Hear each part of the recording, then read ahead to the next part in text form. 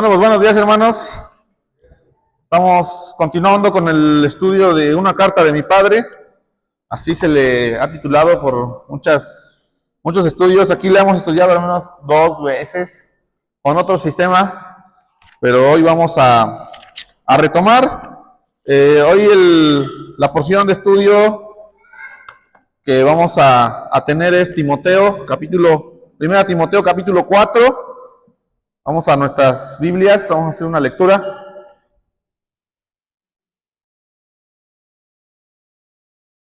Por favor, por ahí la luz para que puedan leer los hermanos. Está un poco oscuro. Ahí está. Muy bien. Bueno, vamos a tratar de meditar al menos hasta el versículo 8. Voy a hacer una lectura y me van a seguir con ustedes ahí en sus lugares. Dice así la Escritura: pero el Espíritu dice claramente que en los posteriores tiempos algunos apostatarán de la fe, escuchando a espíritus engañadores y a doctrinas de demonios, por la hipocresía de mentirosos que, teniendo cauterizada la conciencia, prohibirán casarse y mandarán abstenerse de alimentos que Dios creó, para que con acción de gracias participasen de ellos los creyentes y los que han conocido la verdad. Porque todo lo que Dios creó es bueno, y nada es de desecharse si se toma con acción de gracias. Porque por la palabra de Dios y por la oración es santificado. Si esto enseñas a los hermanos, serás buen ministro de Jesucristo, nutrido con las palabras de la fe y de la buena doctrina que has seguido. Desecha las fábulas profanas y de viejas, ejercítate para la piedad, porque el ejercicio corporal para poco es provechoso, pero la piedad para todo aprovecha, pues tiene promesa de la vida presente y de la venidera. Entonces, esta porción está muy interesante, tiene muchos conceptos, algunos ya los manejamos, otros no, ¿verdad? Pero vamos a tratar de centrarnos en el tema esencial de la carta. ¿Cuál fue el propósito el que usó el apóstol Pablo al escribir a Timoteo? Recordemos que el apóstol Pablo se encontraba en la región de Macedonia, mientras Timoteo estaba encargado de ministrar en varios lugares, ¿no? En este caso en Éfeso, ¿no? Y por las circunstancias del lugar, recordemos que era un puerto y que tenía un santuario, por cierto, un santuario pagano, con una diosa. Se dice que había muchos mitos alrededor de estos lugares, ¿no? Normalmente, donde hay lugares de este tipo, hay mucha mitología, ¿no? ¿Sí, están familiarizados con el concepto de mitología? ¿Sí o no? La mayoría más o menos sabemos lo que significa, ¿no? Entonces, lo digo por algunas cuestiones que vamos a ver aquí adelante. Pero bueno, vamos a hacerlo en orden. A partir del versículo 1, el apóstol se dice que aquí hay una clara división entre temas, ¿verdad? Acabamos de ver en el capítulo 3 cómo es que se deben procurar los ministros, ¿verdad? Pastores y maestros, obispos, ancianos. Y ahora da reglas específicas, ¿verdad? Porque no todos los ministros actuaban de forma correcta, ¿verdad? Había algunos que empezaban a tener situaciones, se desviaban de la fe. Y es lo que dice aquí claramente en el capítulo 4, porque el Espíritu dice claramente, ¿no? Entendemos que el apóstol, al ser él mismo dijo ser apóstol, y la iglesia le reconocía como apóstol. Además tenía los requisitos del apostolado, ¿verdad? Que quiere decir que estuvo con Jesús y que recibió enseñanza directa de Jesús, ¿verdad?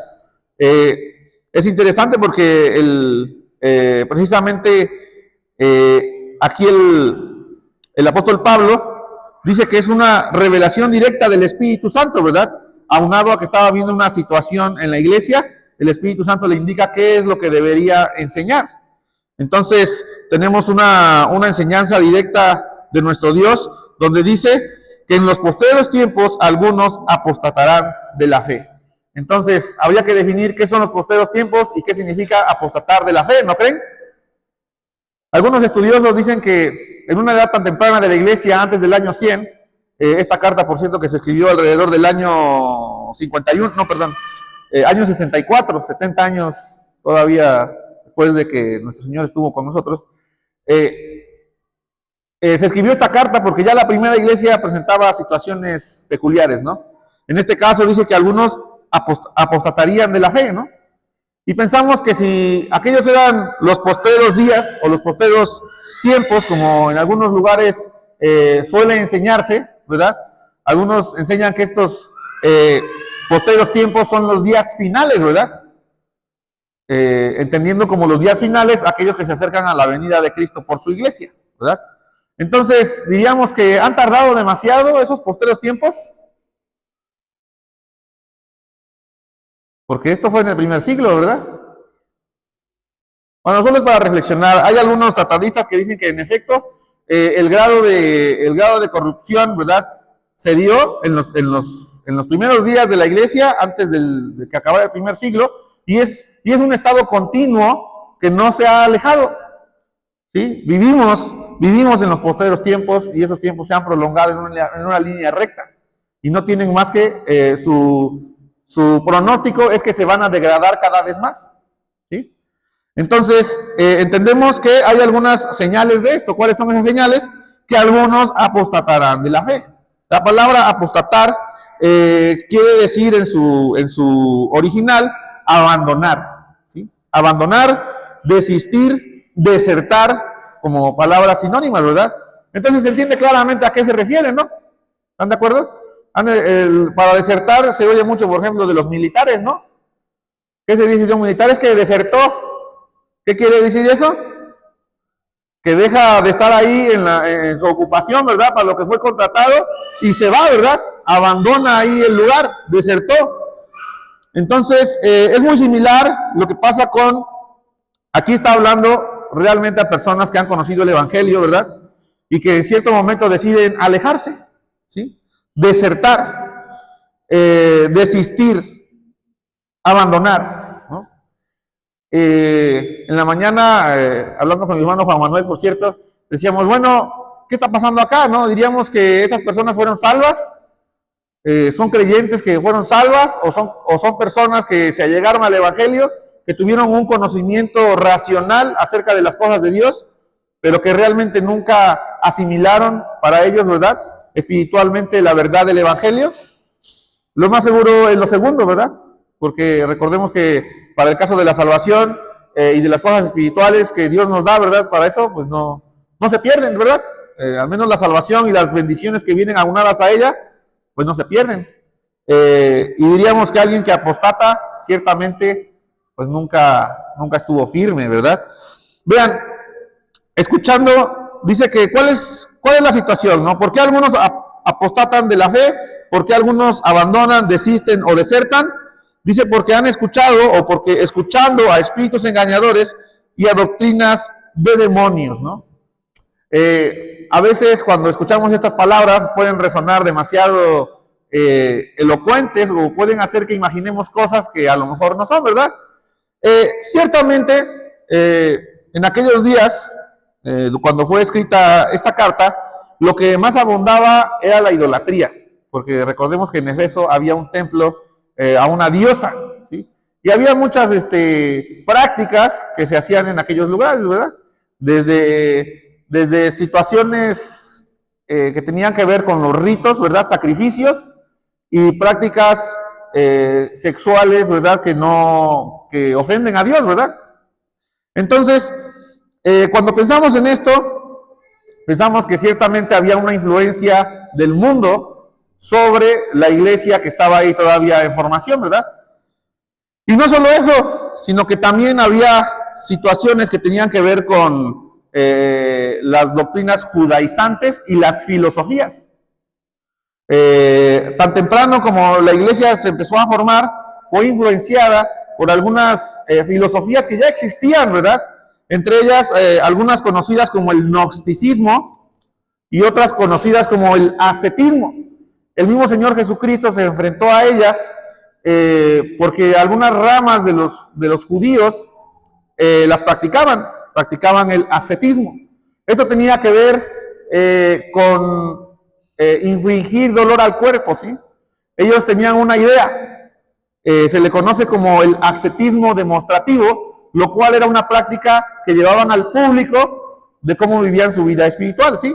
No significa que el ascetismo fuera esencialmente desechado por Jesús, porque el ascetismo, su práctica esencial era dividir al ser humano entre su cuerpo físico y el mundo espiritual. Y ellos decían y sostenían que todo lo físico o lo que tenía que ver con el cuerpo era malo y había que reprimirlo. Y todo lo espiritual había que ejercitarlo y exaltarlo. De ahí vienen prácticas que incluso vienen hasta la actualidad. Estoy seguro que muchos han visto que hay personas que se dan así golpes, ¿no? Cuando están haciendo alguna oración, dicen, bueno, pues vamos a... No sé cómo lo pensarán, ¿verdad? Yo no lo pensaría en hacerlo, pero alguien se flagela, ¿verdad? O sea, se infunde dolor a su cuerpo.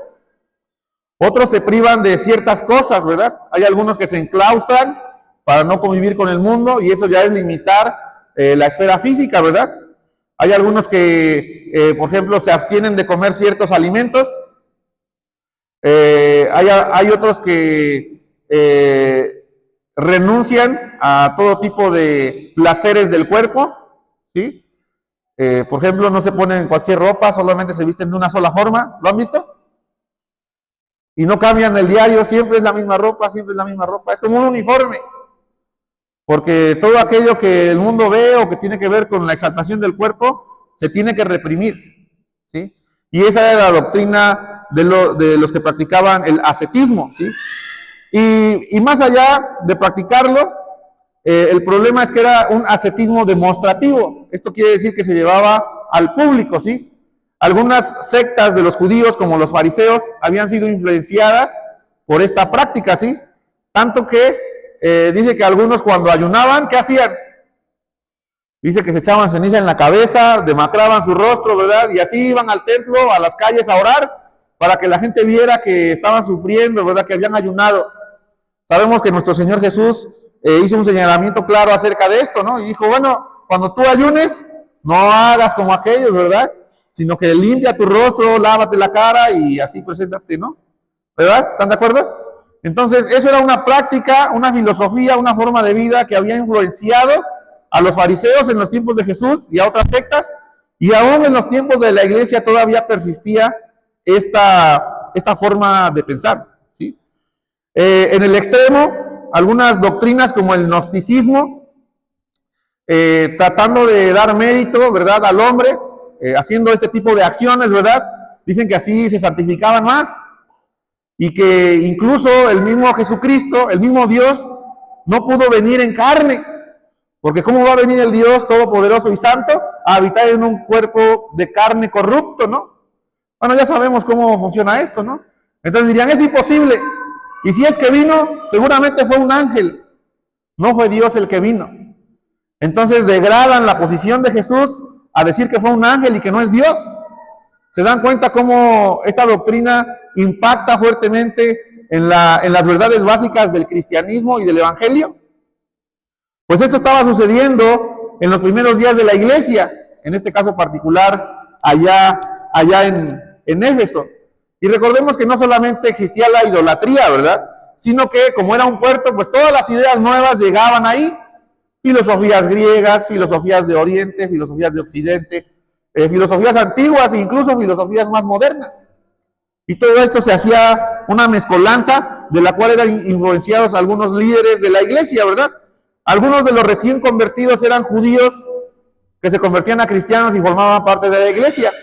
Otros eran gentiles que pues no conocían la ley de Dios, ¿verdad? Sino que venían de otras prácticas religiosas, paganas, y se convertían a cristianos y ahora todos se reunían en el mismo lugar. A lo mejor piensen en un lugar como este, ¿no? Aunque regularmente era en casas, ¿verdad?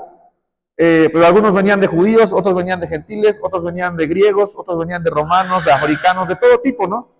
Entonces ya se imaginarán que la iglesia necesitaba cierto orden, ¿verdad? Porque si bien es cierto que tenían comunión en Cristo, en la nueva fe, también era cierto que traían muchas cosas de la vida pasada, ¿sí? Todavía había ciertos prejuicios, ciertas prácticas que estaban permeando, ¿verdad? Y que algunas cuando se enquistaban, ¿verdad? En los líderes causaban problemas y problemas serios. En este caso podemos ver aquí en el versículo 1, donde dice que algunos abandonaban la fe, no se refiere a que se iban de la iglesia, sino que se quedaban en la iglesia y enseñaban cosas nuevas, regularmente influenciadas por espíritus engañadores, que es lo que dice ahí, y doctrinas de demonios. Y esto también habría que definirlo, ¿verdad? Ciertamente podríamos pensar en lo que el mundo nos ha tal vez mostrado, ¿no? Como esta influencia de Satanás. Estoy seguro que más de alguno de nosotros ha visto alguna película de Hollywood donde hay hacen ciertas cosas, ¿no? O se ven ciertas cosas o situaciones espirituales que no tienen explicación. Pero realmente Satanás actúa de esta forma, o de esta forma actúa cuando interactúa con la iglesia. Algunos estudiosos, y yo creo que esto es real, ciertamente Satanás no tiene los atributos de Dios, ¿verdad? Dijimos que Satanás no es todopoderoso, entonces no puede hacer muchas cosas, ¿verdad? Sí tiene poder, pero no tanto. Y también decimos que Satanás no es omnipresente, o sea que no está en todos lados, está limitado a un tiempo y a un espacio específico. Entonces, cuando pensemos que es Satanás el que nos está persiguiendo, pues es algo difícil de pensar, ¿no creen? Porque ciertamente hay personas que tal vez Satanás tienta de forma directa, pero entre tantas personas o creyentes, yo creo que hay que tener mucho trabajo, ¿no creen? Porque somos muchos. Y pensemos en esto, ¿no? Ahora, cuando hablamos de espíritus engañadores, ciertamente el mundo está caído y está influenciado directamente por Satanás. Cuando pensamos en todo lo que hay allá afuera, nuestro mismo Señor Jesucristo dijo, ¿no? Que Él no quería que nos sacaran del mundo porque el mundo estaba caído y corrupto, sino que nos guardaran del mal, ¿verdad? Que nos guardaran incluso del pecado. Entonces, cuando hablamos de espíritus engañadores, ciertamente es la influencia de ciertas ideas falsas, ¿sí? Realmente todo el capítulo abarca y está enfocado a esto, a las ideas falsas que entran en la mente de todos los creyentes, y en este caso y en particular de los ministros, ¿sí? A veces empiezan a caernos alguna idea aquí en la mente y esa idea falsa, ¿verdad? Nosotros la predicamos como verdad. Y no solo los ministros, sino para todo creyente, ¿verdad? Digamos, por ejemplo, alguna idea falsa, podríamos decir que son los métodos de crecimiento de la iglesia exponencial. Estoy seguro que aquí hemos platicado de algunos de ellos, ¿verdad? No es un crecimiento orgánico, sino que eso a veces se le llama que es el crecimiento por multiplicación, ¿no? Si practicáramos eso como verdad, pues yo creo que a lo mejor aquí estaría lleno de gente, pero ¿cuántos convertidos habría para el Señor? Es difícil, ¿no? En algunos lugares se predica así y piensan que es la verdad, pero es una idea falsa. ¿Están de acuerdo? Y de ahí podríamos pasar incluso a la superstición. Una idea supersticiosa, pues es algo que pues, parece místico, ¿verdad? Parece que da algún resultado, pero ciertamente es falso, ¿no creen? Por ejemplo, en algunos lugares se enseña que si tú le das a Dios, Él te va a dar de regreso. ¿Han escuchado eso? En efecto, Dios no es deudor de nadie. Pero eso no significa que si tú das todos tus diezmos, que si das todas tus ofrendas, Dios te va a regresar. Bien podría tener la potestad, porque por cierto que eso lo meditamos hace rato, de decir no le regreso nada. ¿Por qué? Porque no es que generemos una deuda de parte de Dios para con nosotros en el hecho de que demos un diezmo, ¿o sí? ¿O Dios le debe a alguien? El principio dice que Dios no es deudor de nadie, entonces no podríamos generar esa relación de que Dios nos deba dar porque nosotros damos. Entonces, esa es una idea falsa, ¿verdad? También para el caso del mérito propio, cuando realizamos algún servicio, no pensemos que por realizar algún servicio Dios nos va a devolver. Definitivamente esto no es así. En todo caso, el apóstol Pablo nunca habría servido. ¿Saben qué recibió al final de su vida? Prisiones, lo condenaron y murió martirizado. Si Pablo, el mismo apóstol, no recibió nada parecido, ¿por qué nosotros deberíamos esperar recibir distinto, no? Y no solo eso, predicar lo contrario, ¿no? Predicar que vamos a recibir una lluvia de bendiciones materiales y cosas por el estilo, ¿no? Es una idea falsa, ¿verdad? Que al parecer, en primer plano, normalmente se predica como verdad, ¿no? Hay muchas personas que se toman de textos bíblicos para predicar esto como una verdad, pero después va degenerando y crea una idea falsa, ¿sí? Esto, en efecto, viene por la influencia de espíritus engañadores. Normalmente tiene que ver mucho con la personalidad, ¿verdad? De cómo algún ministro, algún creyente, se aleja de la verdadera fe, de la verdadera doctrina y empieza a poner atención en otras cosas, incluso en sus propios pensamientos, en sus propias ideas, y no se diga de la influencia del mundo, de tal forma que se apoderan de él estas ideas falsas, ¿verdad? Siendo engañado. Otra cosa será doctrinas de demonios, que es lo que dice ahí este mismo verso, ¿verdad? Si ustedes se dan cuenta, parecen y en efecto son cosas distintas. Una cosa es que estés engañado y otra cosa es que enseñes eso mismo, ¿verdad? Que una vez que caes en el engaño, ahora lo dispersas. Por tanto, doctrina de demonios quiere decir, pues, la palabra doctrina quiere decir esencialmente enseñanza, un conjunto de verdades básicas que crean un sistema, ¿no? En este caso nosotros, como creyentes, tenemos un conjunto de verdades básicas, ¿no? Como que Jesús es Dios, como que Jesús actúa, como que Dios actúa en tres personas, ¿verdad? Como que el hombre está caído por causa de su pecado y está condenado, y que solamente hay un camino para la salvación, esto es a través de la fe en Jesucristo, y que la fe es, por ejemplo, por gracia, sin obras, ¿verdad? Para que nadie se gloríe. Entonces, en cuanto se enseña algo distinto a esto, ¿verdad? Y se crea un sistema de tal forma que lo que una persona o alguien ha sido engañado se vuelva parte de la enseñanza cotidiana, eso se le llama doctrinas de demonios, ¿sí? Parece lo mismo, pero otra cosa es llevada al extremo de ser esparcido, ¿verdad?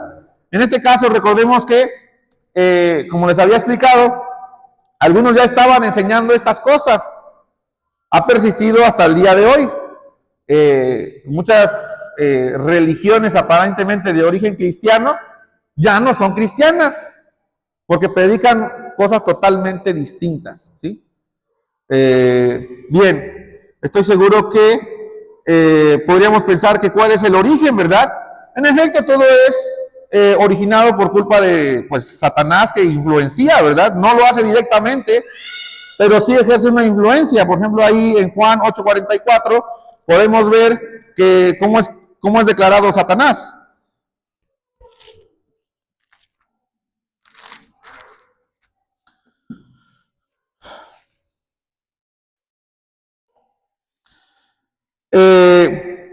Jesús hablaba con ciertos personajes y él mismo les enunció y les dijo: vosotros sois de vuestro padre el diablo y los deseos de vuestro padre queréis hacer. ¿Por qué? Porque él ha sido homicida desde el principio y no ha permanecido en la verdad, porque no hay verdad en él. Cuando habla mentira, de lo suyo habla, porque es mentiroso y padre de mentira. Entonces, ciertamente, cuando vemos estas ideas falsas, estos sistemas de doctrinas teológicas que pretenden enseñar la naturaleza de Dios, pero que se contraponen a la Escritura, entonces podemos hablar que ciertamente son doctrinas de demonios influenciadas directamente por Satanás. También tenemos, por ejemplo, una definición clara acerca de Satanás en Apocalipsis 12:9, donde dice cuál es su trabajo esencial y principal.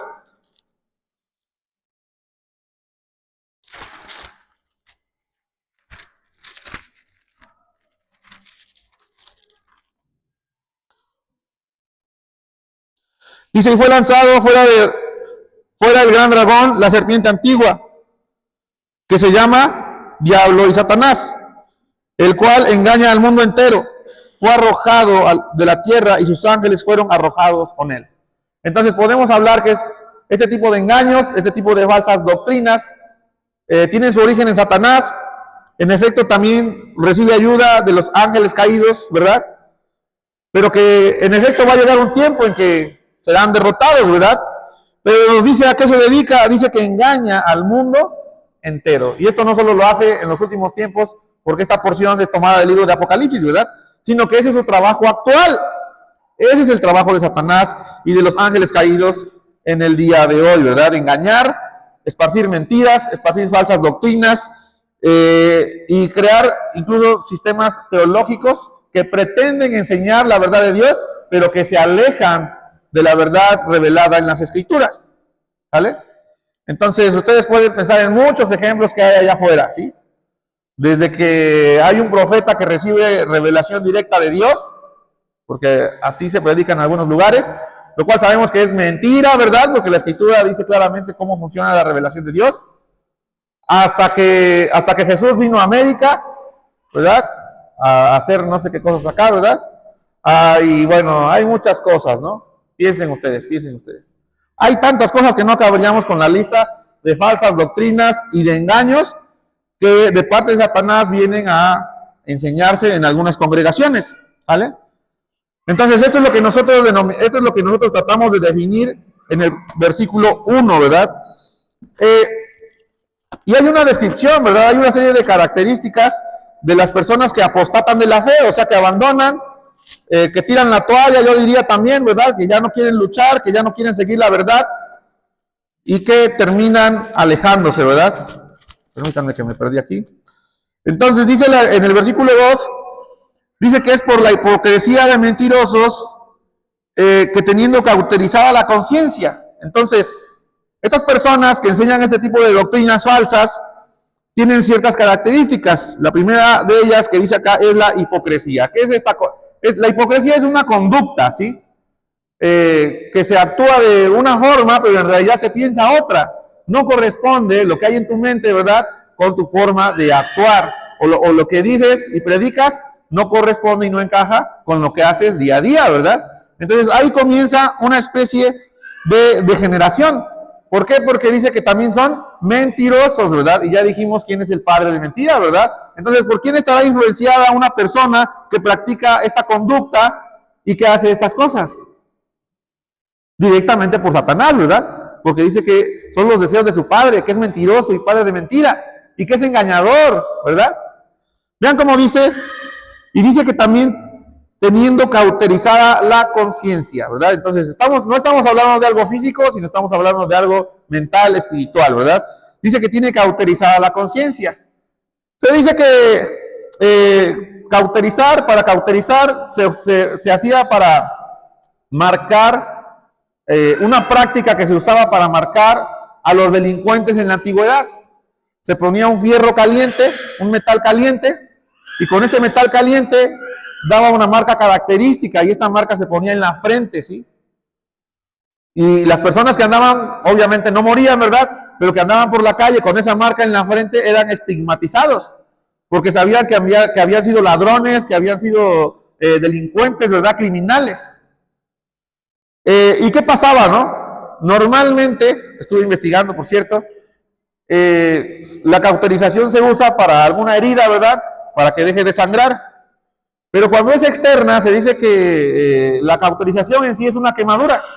Estas quemaduras generan pérdida de sensibilidad, ¿sí? Donde hay una quemadura grave, se dice que alrededor del 3er grado, pues en efecto sana, pero se pierde la sensibilidad. Entonces, si hablamos en el plano físico, pues vemos que ya pues no se siente, ¿verdad? No hay un sentimiento.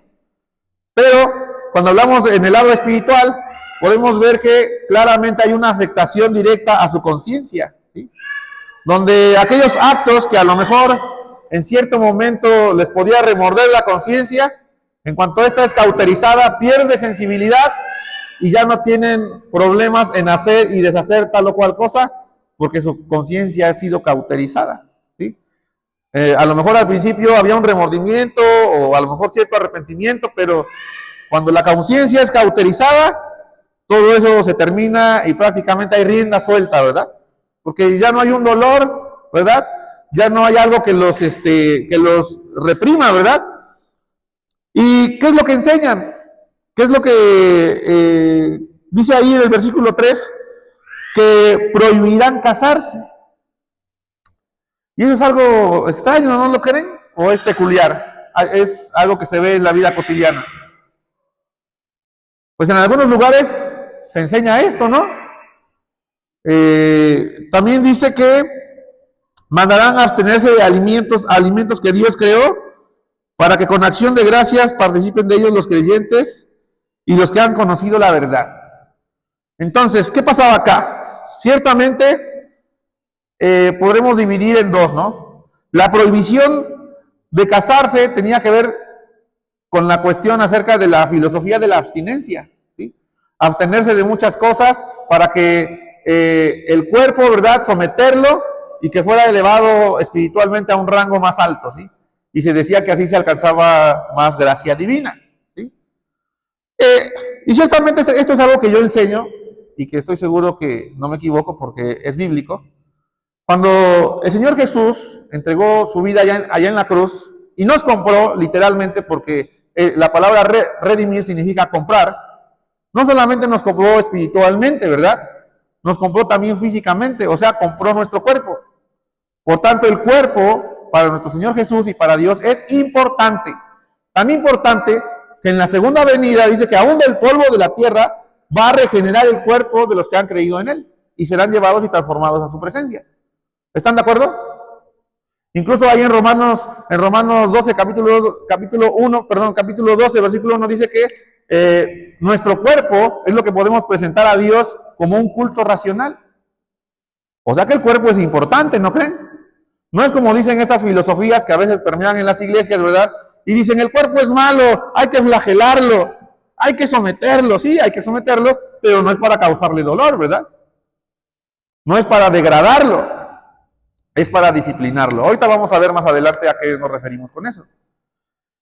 Entonces, precisamente tenía que ver con casarse, ¿no? O sea, con prohibir casarse no generaba ningún efecto espiritual más elevado que aquel que sí se casaba, ¿no? O sea, tanto el que se casaba como el que no se casaba tenía la misma oportunidad de crecer en la vida espiritual y de agradar a Dios. Pero aquí se enseñaba que el que no se casaba era más apto para el reino de Dios. Y eso es algo de verdad que es terrible y que incluso la idea ha persistido hasta nuestros días, ¿sí? No digo que acá con nosotros, pero todos podemos ver que se practica, ¿verdad? Bien. En cuanto a los alimentos, dice que mandarán a abstenerse de alimentos que Dios creó.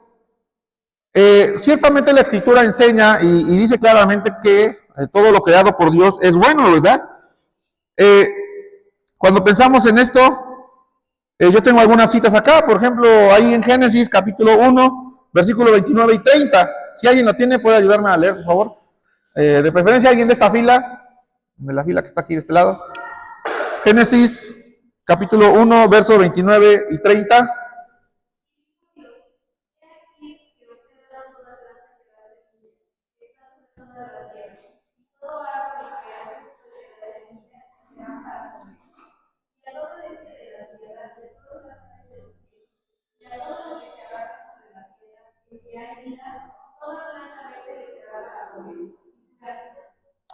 Entonces, pues ahí prácticamente todo lo que está vivo se puede comer, ¿verdad? No hay nada que sea esencialmente malo, ¿verdad? Recordemos que estamos en el libro de Génesis y en el libro de Génesis pues todavía no hay ley, ¿verdad? Todavía no había restricciones dietéticas para el pueblo judío. La misma referencia se encuentra, ahí están hablando con Adán y con Eva, y en el capítulo 9, versículo 3, de este lado, por favor, capítulo 9, versículo 3, Dios está hablando con Noé. Vean cómo dice la Escritura.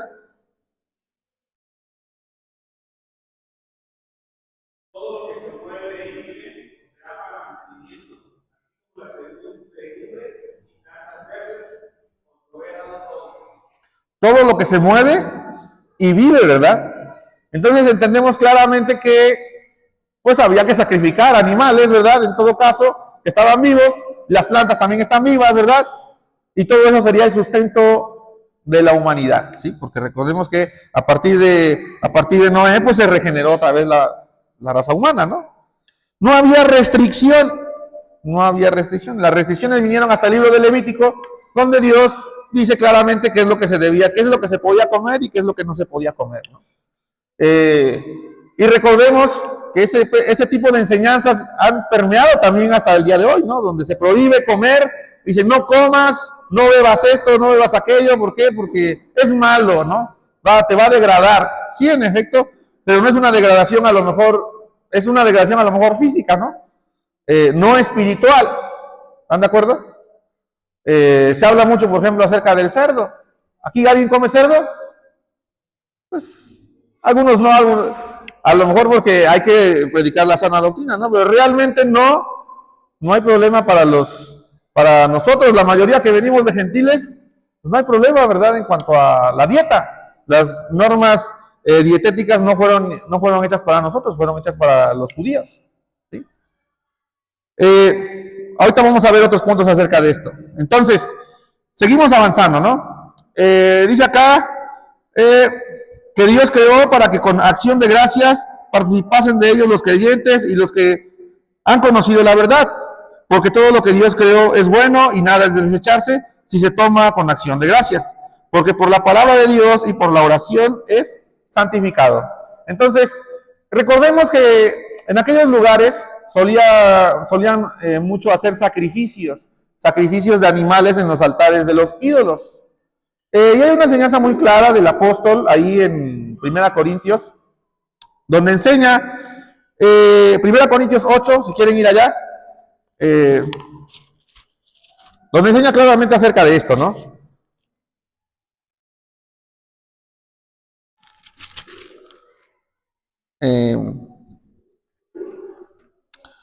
Dice 1 Corintios 8, versículo 1, dice, en cuanto a lo sacrificado a los ídolos, sabemos que todos tenemos conocimiento, el conocimiento envanece, pero el amor edifica. Si alguno se imagina que sabe algo, aún no sabe nada como debe saberlo, pero si alguno ama a Dios, es conocido por él. Acerca pues de las viandas que se sacrifican a los ídolos, sabemos que a un ídolo nada es en el mundo y que no hay más que un Dios. Pues aunque hay algunos que se llamen dioses, sea en el cielo o en la tierra, como hay muchos dioses y muchos señores, para nosotros, sin embargo, solo hay un Dios, el Padre, del cual proceden todas las cosas, y nosotros somos para Él, y un Señor, Jesucristo, por medio del cual todas las cosas, y nosotros por medio de Él. Sigue 7. Dice, pero no en todos hay este conocimiento, porque algunos habituados hasta aquí a los ídolos comen como sacrificado a ídolos, y su conciencia, siendo débil, se contamina. Si bien la vianda no nos hace más aceptos ante Dios, pues ni porque comamos seremos más, ni porque no comamos seremos menos. Entonces es claro, ¿verdad? Es claro, el que comamos o bebamos cualquier cosa no nos hace menos o más delante de Dios, ¿verdad? Aunque la iglesia de aquellos días se estaba enseñando que había que abstenerse de muchos alimentos, ¿verdad?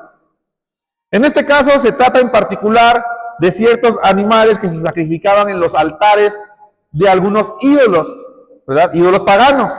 Pero ¿qué pasaba? Que esa carne después iba a las carnicerías y la gente compraba en la carnicería para llevar a su casa. Y esto era sumamente grave en las iglesias, sobre todo para los judíos que se habían convertido a cristianos. Entonces era muy ofensivo para ellos. Para los gentiles no había problema, para los gentiles que se habían convertido a cristianos y que ahora estaban en la iglesia junto con judíos, ¿verdad? Que ahora eran parte de la iglesia. Entonces, ¿qué pasaba? Que se ofendían, ¿verdad? Decía, pero ¿cómo van a comer eso que ya fue puesto ahí delante de ese ídolo, ¿verdad?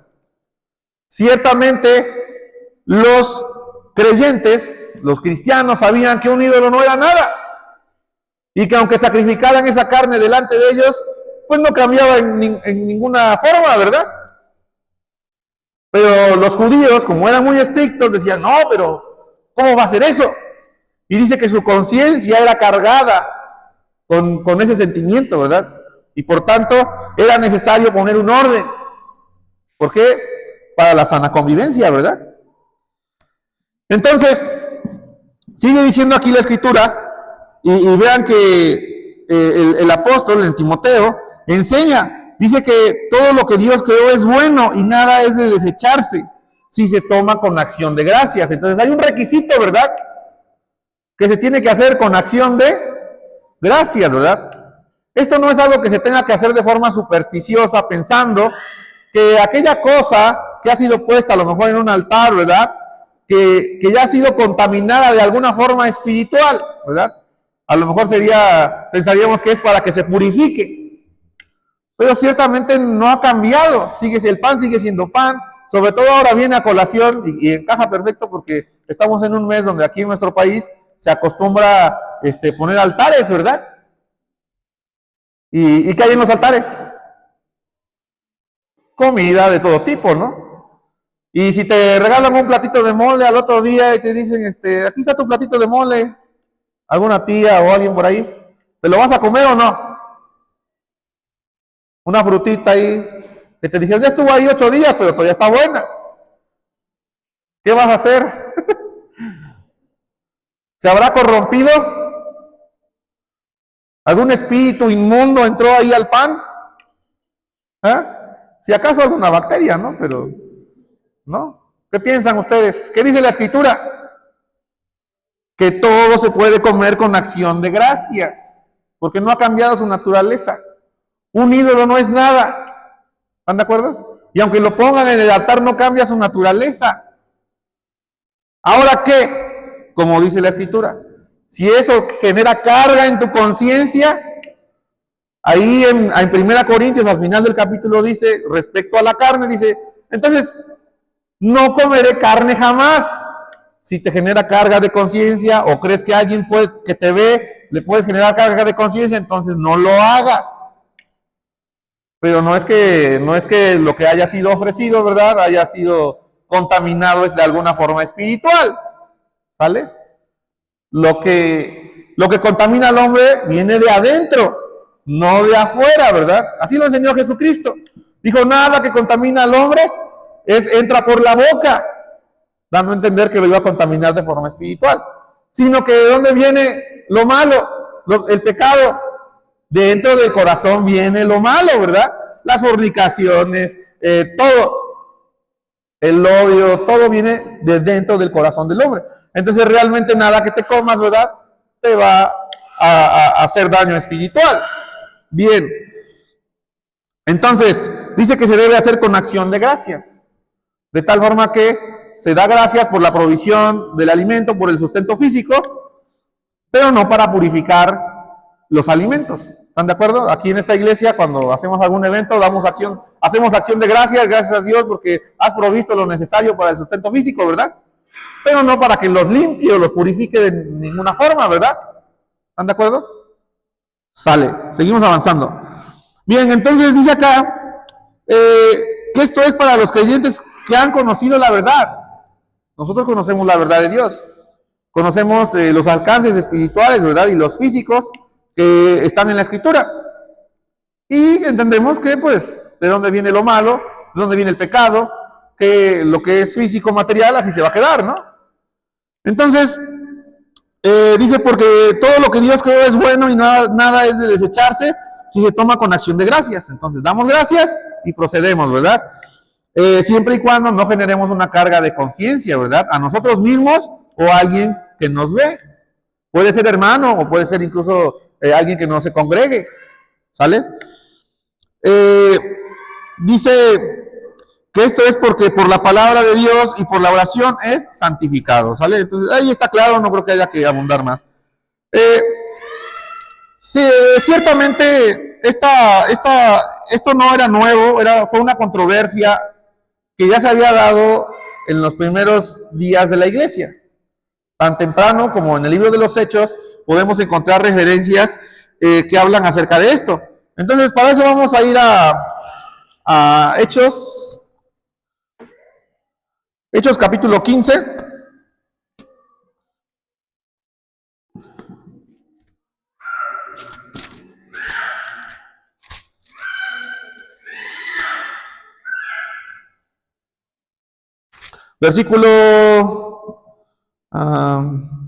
Versículo 19, ¿vale?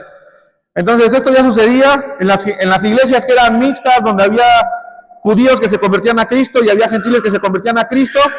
Había situaciones complicadas, ¿no? Entonces hubo una invitación, una exhortación, dice, por lo cual yo juzgo que no se quite a los gentiles, que no se inquiete a los gentiles que se convierten a Dios, sino que se les escriba que se aparten de la contaminación de ídolos, de fornicación, de ahogado y de sangre. Entonces, dentro de que los judíos guardaban muchas restricciones por la ley y que los judíos no tenían límite de guardar nada, porque la ley no era para ellos, había un desorden, ¿verdad? Había un desorden. Y algunas conciencias de judíos eran cargadas, ¿no? Y decían, ¿cómo va a comer cerdo? Bueno, sí, este gentil sí come cerdo, pero ¿cómo? ¿No? Entonces era cargada su conciencia. ¿Cuál fue la recomendación? ¿Qué fue lo que los apóstoles ordenaron? ¿No? En ese momento se resolvió de esta forma, que tenían que abstenerse de ciertas cosas. ¿Cuáles fueron esas cosas? La contaminación de los ídolos, ¿verdad? Se dice que en aquellos días se hacían grandes banquetes en el lugar donde había un ídolo. Ahí a un lado se ponían mesas y algunas cosas que se sacrificaban ahí pasaban directo a la mesa. Y entonces, ¿qué pasaba, no? Que algunos creyentes iban pasando por ahí y les invitaban un taquito. Y pues lo agarraban, ¿no? ¿No les ha pasado que a veces en la carretera hay unos puestos donde regalan tamales, tortas, así, porque hay una peregrinación? ¿Se han visto o no? Entonces, tomando en cuenta a lo mejor la intención, diríamos que no sería muy bueno participar de eso. ¿Ustedes qué creen? ¿Ah? Habrá quien se acerque y diga, bueno, yo me agarro mi tamalito, ¿no? Y habrá quien diga, no. Eso es para un ídolo y no lo va a tomar. Pero si se lo come, ¿le va a hacer daño? Físicamente no. Espiritualmente, si su conciencia está cargada, va a pecar. Pero si él está confiando en Dios y hace acción de gracias, no va a pasar nada. ¿Sale? Y sin embargo, como era una edad tan temprana de la iglesia, en el libro de los Hechos, y esta referencia en la que estamos leyendo, se le ordenó a los creyentes, ¿verdad? A los primeros creyentes que se encuentran en el libro de los Hechos, que se abstuvieran totalmente de ir a esos lugares. No vayan a esos lugares, no se contaminen ahí, ¿vale? Porque era demasiado señalable. ¿Están de acuerdo? También dice acá, ¿cuál fue la otra abstención que tenían que seguir? Dice aquí que la fornicación. Recordemos que la ley de Moisés fue dada a los judíos y los judíos eran los que la practicaban, ¿verdad? Los hermanos que venían de gentiles no practicaban la ley de Moisés. ¿Sí? Entonces, había verdades básicas, ¿no? Como por ejemplo, no incurrir en prácticas sexuales antes del matrimonio, ¿verdad? Si se incurrían en estas prácticas eran totalmente pecaminosas. Pero ¿qué pasaba si un gentil, que pues, obviamente no guardaba la ley, se había casado con su prima? ¿Qué pasaba? Se convertían los dios, venía un matrimonio de primos gentiles convertidos a la iglesia. ¿Saben cómo veían eso los judíos? Era totalmente reprobable por la ley de Moisés. Estaba prohibido. No se podían, una relación conyugal no se podía llevar a cabo entre familiares consanguíneos. Ahí está en la ley. Esa ley fue dada de parte de Dios precisamente porque Él cuidaba a su pueblo, que fuera un pueblo sano. ¿Ustedes saben qué sucede cuando esta práctica es recurrente? Genéticamente no se puede sostener, ¿sí? Hay consecuencias biológicas. Aún así los gentiles lo practicaban. Y cuando venían a la iglesia convertidos, pues era una carga fuerte para los judíos que se habían convertido a Cristo. Entonces se les instruyó y se les ordenó que se abstuvieran de estas prácticas, ¿sí? Absténganse, hermanos, de estas prácticas. No se casen entre primos. No se case el tío con la sobrina. ¿Sí? No, no, no. ¿Por qué? Por amor a nuestros hermanos, que está mal visto. ¿Vale? Por eso se ordenó que no se hiciera. ¿Vale? Otra cosa que tenían que guardar era esto que dice acá de ahogado y de sangre. ¿Sí? Cuando dice aquí de ahogado, no piensen, hermanos, que si una persona moría ahogada, de esa persona no se tenía que acercar nadie. No, no habla de eso. Habla de una práctica donde los animales eran sacrificados con un golpe fuerte en la cabeza y no se desangraban, sino que su sangre quedaba dentro de su cuerpo. ¿Sí? Y este animal era consumido, guisado de cierta forma, y se comía sin desangrar. Entonces, esta práctica era muy cuestionada, ¿verdad? La ley lo prohibía también, porque la sangre, la ley dice que en la sangre está la vida, y ninguna sangre se debía comer, sino que se debía derramar, ¿vale? Entonces, los apóstoles dijeron, bueno, los gentiles hacen esto, y cuando vienen aquí con los judíos, les genera una carga tan fuerte, que vamos a regularlo, vamos a ordenar que dejen esas prácticas sexuales, ¿verdad? Que no consuman animales sacrificados de esa forma, que no consuman sangre y que no se contaminen con los ídolos, de tal forma que haya una sana convivencia, que haya un orden en la iglesia. ¿Sí? Es claro, ¿verdad? Entonces no es que la prohibición fuera tajante, ¿no? Sino que ciertamente tenía su motivo, ¿no? Generar un orden en la iglesia. Ahora dice aquí que nosotros hemos conocido la verdad. Ahí en Timoteo, vamos a regresar. En Timoteo dice que esto es para los creyentes que han conocido la verdad. Si tú has conocido la verdad, sabes que por el hecho de comer o beber, pues no te vas a contaminar, ¿verdad? Pero que sí tiene un elemento espiritual. Y este es el que consideres a tu hermano o a una persona que le genera carga de conciencia. Por lo tanto, no debes hacerlo. Es algo muy aplicable, algo semejante aplicable al alcohol. Tomar alcohol en sí mismo, pues no es pecado, ¿verdad? ¿Saben que Jesús tomaba vino? Pues tomaba vino para comer, ¿no? Incluso de algunos ministros se dice que no sean dados a mucho vino, ¿verdad? Que no sean... ¿Qué es alguien que es dado al vino? Alguien que recurrentemente toma alcohol, ¿verdad? Pero si tomas alcohol porque a lo mejor te duele el estómago y dices, voy a tomar alcohol para que se asiente el estómago, ¿será pecado? No. Es pecado cuando se hace de forma recurrente o implica un mal testimonio de la persona, ¿verdad? Si yo les digo, por favor, no dejen de tomar, que eso está mal, no se embriaguéis con vino en lo cual hay disolución, y ven que saco una cervecita de ahí de mi refri, pues entonces sí es pecaminoso, ¿verdad? Claro que es pecaminoso, entonces hay que evitar, ¿no? Y en todo caso, hacer lo que dijo el apóstol Pablo, ¿no? Si es ocasión de caer a alguno de mis hermanos, no comeré carne jamás, ¿no? Y lo mismo se aplica para el vino, y lo mismo se aplica para esas restricciones que hay en el libro de los Hechos. Porque hay libertad, hermanos. El mismo Señor Jesús dijo, y conoceréis la verdad, y la verdad os hará libres, y no hay nadie más libre que un cristiano redimido por Jesús, ¿sí? Pero claro que no puede abusar de esa libertad, porque hay un riesgo, caer en el libertinaje, ¿sí? A veces algunos creyentes en efecto abusaban y generaban cargas de conciencia a sus hermanos, incluso ellos mismos, ¿verdad? Estaba a un paso de perder el dominio propio. En el caso de que alguien se toma una copa, hay un dicho popular, ¿no? Por ahí que desdibuja qué cantidad de alcohol podría tomar. ¿Sí se la saben o no? Que dicen que una no es ninguna. ¿Sí lo han escuchado o no? Dicen, no, pues mejor dos. Bueno, dos es una. Y así cuando llegan a tres, pues otra vez vuelven a empezar, ¿no? Entonces está claro que desdibuja la tolerancia, ¿no? En todo caso, mejor no tomar nada. ¿Sí? Bien. Vean, por ejemplo, yo aquí estos textos, sobre todo el de Hechos 15-20, lo busqué en la nueva versión internacional.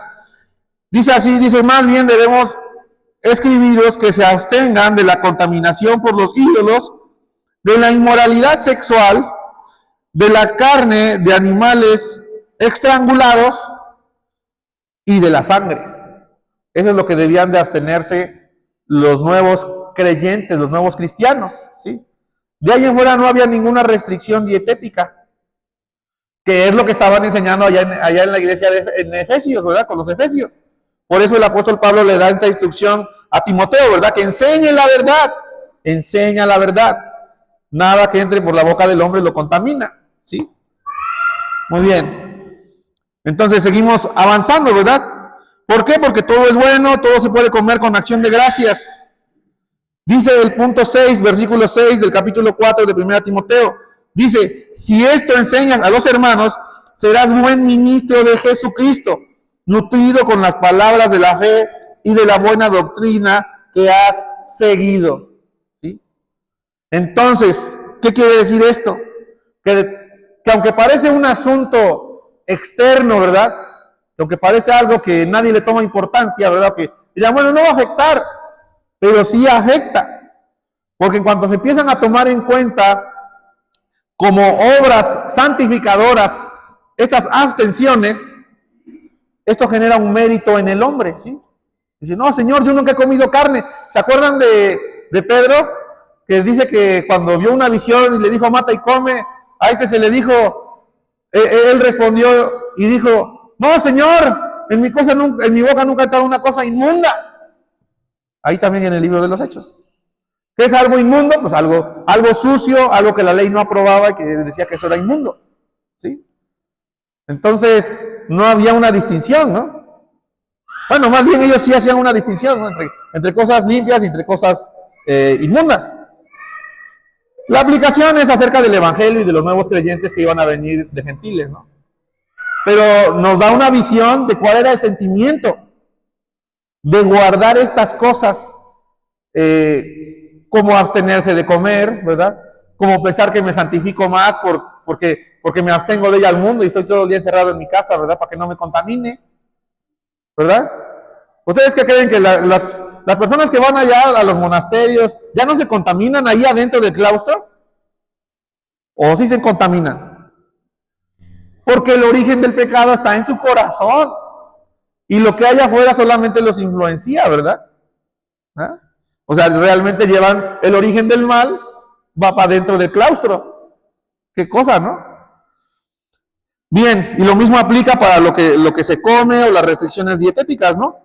Dice acá que esto es lo que se debe enseñar. Debemos enseñar esta postura, ¿verdad? Porque ciertamente, pues esas prácticas que hay en el mundo, pues no son nada. Algunos creyentes todavía creen en cosas místicas, ¿no? Pues es un vestigio de la vieja naturaleza, ¿no? Que no pases por debajo la escalera, ¿no? Que ves un gato negro, que ponte una cinta roja, que ¿cuántas cosas hay, no? Que si se les riega la sal, tienen que ir a echar agua. ¿No han visto eso? ¿Qué otra cosa? Hay un montón de cosas. Que a los niños les pongan una cosa aquí en la manita para que no les hagan no sé qué, ¿verdad? Las tijeras, la cruz de cal, bueno, piensen tantas cosas, ¿no? Y algunos que ya son creyentes, tienen todavía esos sentimientos todavía atorados. Y hay que despojarse del viejo hombre, ¿sí? Hay que despojarse del viejo hombre y sus deseos y todo lo que viene con él. Y vean que dice acá, ¿no? Dice que debemos nutrirnos, dice en este caso la instrucción a Timoteo es que debe estar nutrido con las palabras de la fe y de la buena doctrina que ha seguido. Esto quiere decir que es un proceso de formación constante, ¿sí? Porque es como la nutrición, ¿no? Si dejas de comer, si dejas de alimentarte con alimento bueno y sano, ¿qué te va a pasar? Pues sí te vas a enfermar físicamente, ¿no? Más o menos la aplicación espiritual es igual. Si dejas de nutrirte con la palabra de Dios, si dejas de estudiar, si dejas tu lectura bíblica, si dejas tu devocional, si dejas de escuchar los sermones, si dejas de memorizar tus textos, otra cosa va a ocupar el lugar que debe ocupar la palabra de Dios. Y entonces es peligroso. Piensen en esto, hermanos. Incluso dice acá, dice, desecha las fábulas profanas y de viejas. Cuando habla de fábulas, es claro que se refiere a enseñanzas cortas. Hay una figura literaria que se llama fábula, ¿sí? Que es una historia corta con una enseñanza final, ¿vale? En la primaria todas vimos fábulas, ¿no? ¿Verdad? Y también hay otra cosa cuando dice aquí que son fábulas profanas y dice, ¿y qué? Y de viejas. Esta palabra dice que su traducción en realidad es mitos. Mitos. ¿Han escuchado de los mitos griegos? ¿Sí o no? La mayoría de nosotros hemos escuchado los mitos, ¿no? Y hay mitos de todo tipo, hay mitología, ¿no? Aquí en México, por ejemplo, a colación otra vez por la época del año, pues hay mitos, hay leyendas, ¿no? De cosas que... Y por eso la gente hace mucho de esto, ¿no? Ustedes saben que allá en Roma hacen las mismas prácticas que hacen acá, de estos días de poner esos altares y todo. ¿Por qué no? Si es la misma iglesia, ¿no? Porque obedece a mitos, porque obedece a fábulas, ¿sí? Que se enseñaron acá y que aquí permearon en la sociedad y es lo que practican, ¿sí? Entonces todo eso se tiene que abandonar, se tiene que dejar a un lado. Evítalas, deséchalas, pero ejercítate en la piedad. Ejercitarse en la piedad, hermanos, esta palabra, la palabra piedad, es una palabra muy interesante que yo estuve buscando. Dije, bueno, pero ¿qué es la piedad? ¿Qué es ser piadoso? ¿Es ser compasivo? ¿Es ser misericordioso? Algunos definen la piedad como el hecho de la práctica de conocer a Dios y en base a ese conocimiento imitar el carácter de Dios, ¿sí? Imitar el carácter y la actitud de Dios, conocer a Dios e imitarlo lo más posible, ¿sí?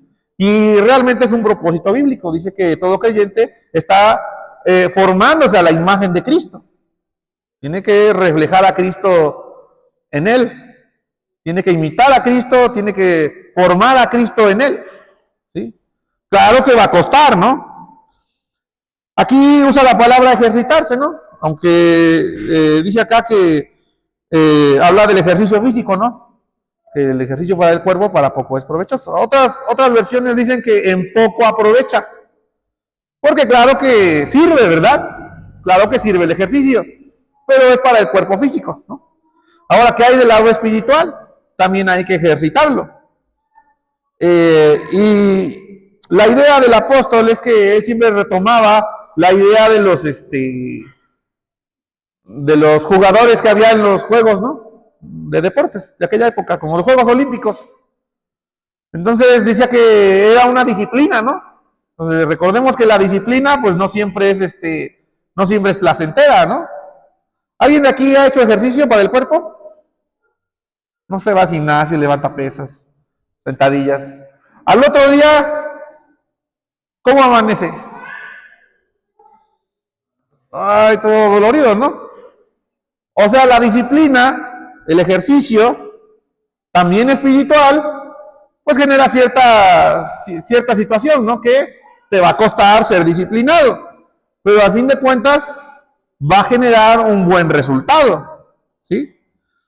Dice acá que el ejercicio corporal para poco es provechoso, pero la piedad para todo aprovecha. En esta es en la que hay que ejercitarse, en tratar de conocer a Dios cada vez más e imitarlo en su carácter, ¿sí?